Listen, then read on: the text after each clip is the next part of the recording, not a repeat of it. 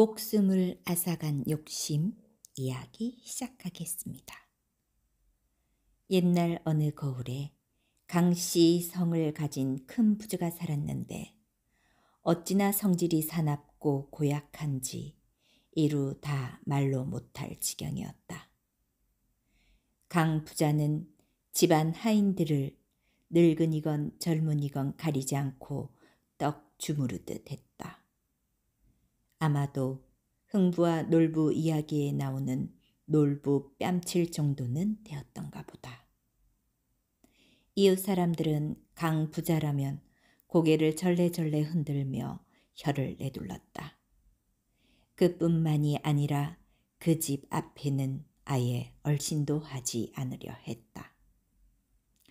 아니 강 부자가 가난한 이웃 사람들이 자기 집 앞에 얼씬거리는 걸 당최 싫어했다. 인심이 보통 야박한 사람이 아니었으니 말이다. 심지어 강 부자는 자기 집 앞을 오가는 동네 아이들을 붙들어 놓고 이런 생떼를 부리기도 했다. 이놈들아, 왜 남의 집 땅을 함부로 밟고 지나가느냐? 마치 자기가 마을의 주인인 양 행세를 했던 거다. 어쩌다 낯선 사람이 마을 앞길을 지나가도 덮어놓고 호통부터 치기 일쑤였다. 더러 자잘못을 따지기라도 하면 하인들을 시켜 문매를 안기곤 했다. 그러니 강 부자라면 너나 없이 부득부득 이를 갈 정도였다. 어느 해 여름이었다. 강 부자가 살고 있는 이웃 마을에 초상이 났다. 한 이름난 풍수쟁이가 초상집에 가서 맷자리를 봐주고 돌아가다가 강 부자가 살고 있는 마을의 커다란 팽나무 아래서 잠시 쉬고 있을 때였다. 때마침 어슬렁대며 바깥바람을 쐬러 나온 강 부자가 풍수쟁이를 보았다. 그런데 무슨 큰 난리라도 난 것처럼 노발대발하며 이렇게 말하였다. 내 이놈, 왜 남의 동네 그늘에서 쉬고 있는 게야? 대체 누구의 허락을 받고 쉬는 거냐 말이야? 풍수쟁이는 하도 어이가 없어 이렇게 따졌다. 내 나이 환갑이 넘어 머리가 백발이 되도록 안 다녀본 고울이 없는데 이런 부대접을 받아보기는 처음이요. 세상에 이런 고약한 인심이 어디 있단 말이요? 이런 소리를 듣고 그냥 넘어갈 강 부자가 아니었다. 당장 자기 집 하인들을 시켜 풍수쟁이를 잡아들이라 하고는 자기가 골 사또나 되느냐 곤장을 치라고 하였다. 그것도 모자라 풍수쟁이를 골방 안에 가두어 버렸다. 며칠이 지난 뒤 강 부자는 자기 집 골방에 갇혀 있는 늙은이가 이름난 풍수쟁이란 소문을 듣게 되었다. 이런 복덩어리가 제 발로 굴러 들어왔군 그래. 강 부자는 욕심이 굴뚝같이 치솟아 조상의 무덤을 명당 자리로 옮기고 싶었던 것이다.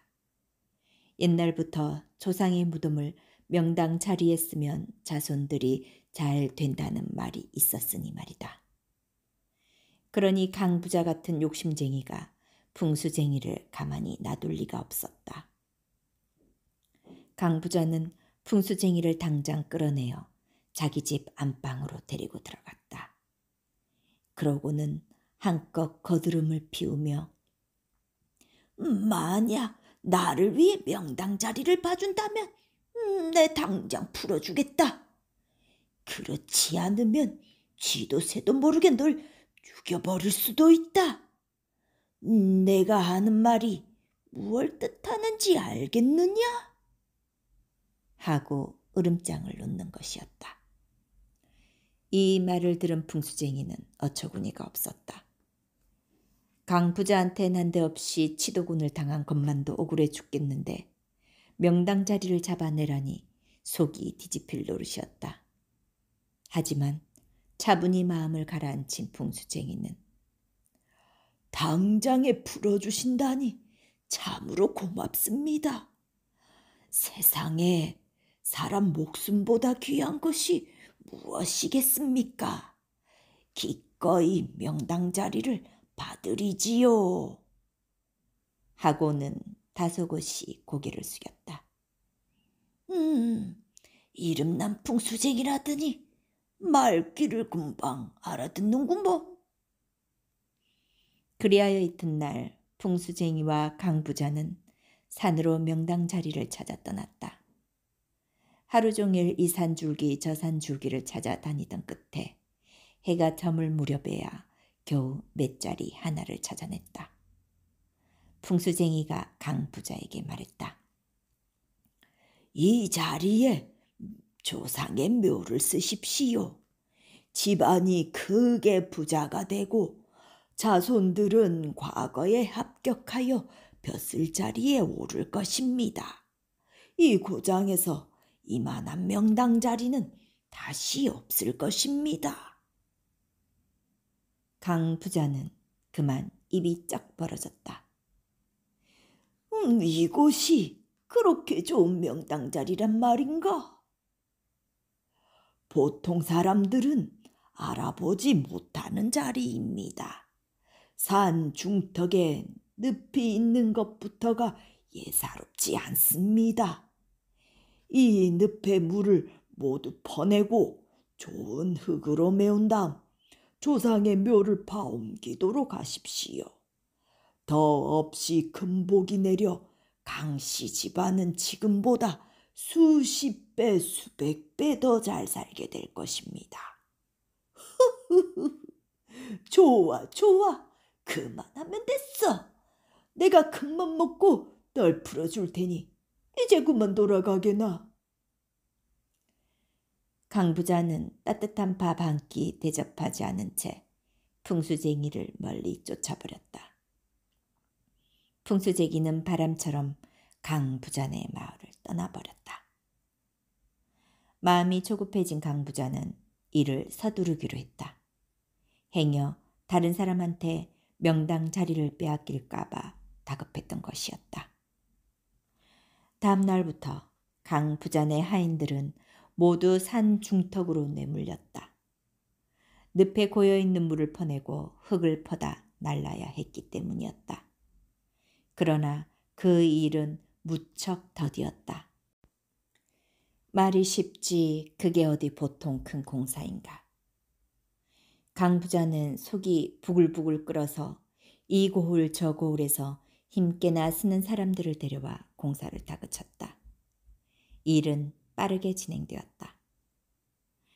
강부자네 주변 마을 사람들은 산 중턱에 있는 늪을 메우느라 때 아닌 소동을 벌였다.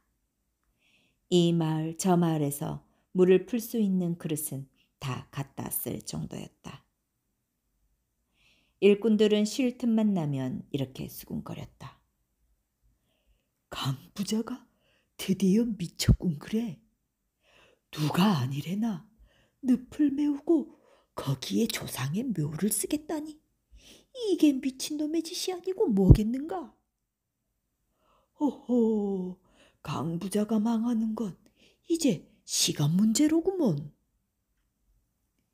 그러나 강부자는 욕심에 눈이 어두워 밤에도 횃불을 밝혀놓고 일을 재촉하기에만 바빴다. 그래 놓으니 한 보름쯤 지나자 늪에 있던 물이 싹 퍼내지고 바닥이 드러나기 시작했다. 그때 참으로 해괴한 일이 벌어졌다. 늪 한가운데서 금빛 찬란한 부엉새가 푸드득 날개짓을 하며 날아올랐던 것이었다. 이러던 사람들은 깜짝 놀라 입을 다물지 못했다. 아니 세상에, 늪 속에 큰 부엉새가 살고 있었네. 그러게 말이나. 늪 속에 큰 부엉새가 살고 있는 줄은 꿈에도 몰랐구먼. 게다가 저 금빛 찬란한 날개를 보겠나. 예사롭지 않은 일이야. 나는 왠지 겁이 나는구먼. 금 부엉새는 하늘로 날아올라 천천히 마을을 한 바퀴 돌더니 뒷산 고개마루 쪽으로 커다란 날개를 퍼덕이며 날아갔다. 마을 사람들은 일손을 멈추고 멍하니 금 부엉새를 쳐다보았다. 금 부엉새는 뒷산 고갯마루에서 커다란 날개를 접었다. 이것을 본 강 부자는 덩실덩실 춤을 추며 좋아했다. 늪 속에 금 부엉새가 살고 있었군. 이곳은 보통 명당 자리가 아니야. 이제 우리 집안은 운수대통할 거야. 아무렴 그러고 말고. 다음 날부터 흙으로 늪을 메우기 시작했다. 강 부자는 하루빨리 조상의 묘를 옮기려고 일꾼들을 다그쳤다. 이 산 저 산이 파헤쳐지고 흙을 퍼 나르는 사람들은 하루 종일 구슬땀을 흘렸다. 이윽고 늪이 사라지고 평평한 땅으로 바뀌었다. 강 부자는 그 다음 날로 조상의 무덤을 파 옮겼다. 그리고는 엉덩이를 들썩이며 좋아라 소리쳤다. 얼씨구나 좋다. 지화자 좋다. 조상의 무덤을 파 옮긴 그 다음 날이었다. 금 부엉새가 날개를 접은 뒷산 고갯마루에 먹장 구름이 잔뜩 몰려왔다. 그런데 이상한 것은 산이 윙윙거리며 울음소리를 내는 것이었다. 윙윙거리는 울음소리가 어느 한순간 뚝 그치는가 싶더니 이윽고 억수 같은 장대비가 쏟아지기 시작했다. 삽시간에 물이 불어났고 하늘과 땅을 뒤흔드는 천둥 소리가 온 마을을 뒤흔들었다. 바로 그때 금 부엉새가 날개를 접은 뒷산 고갯마루가 쩍 소리를 내며 두 쪽으로 갈라졌다. 그러자 굽이치던 물줄기가 갈라진 산 사이를 지나와 강 부자가 사는 마을을 온통 물바다로 만들어 놓았다. 거친 물살은 검붉은 혓바닥을 날름거리며 강 부자가 살던 마을을 한 입에 꿀꺽 삼켜버렸다. 한 사람의 욕심 때문에 강 부자는 물론 죄 없는 마을 사람까지 여러 목숨을 잃었다. 그 뒤 물이 다 빠졌을 때 겨우 목숨을 건진 마을 사람들은 하늘을 쳐다보며 한숨을 내쉬었다. 그 후부터 금 부엉새가 날아가 날개를 접은 뒷산 고갯마루를 가리켜 금 부엉제라 불렀다고 한다.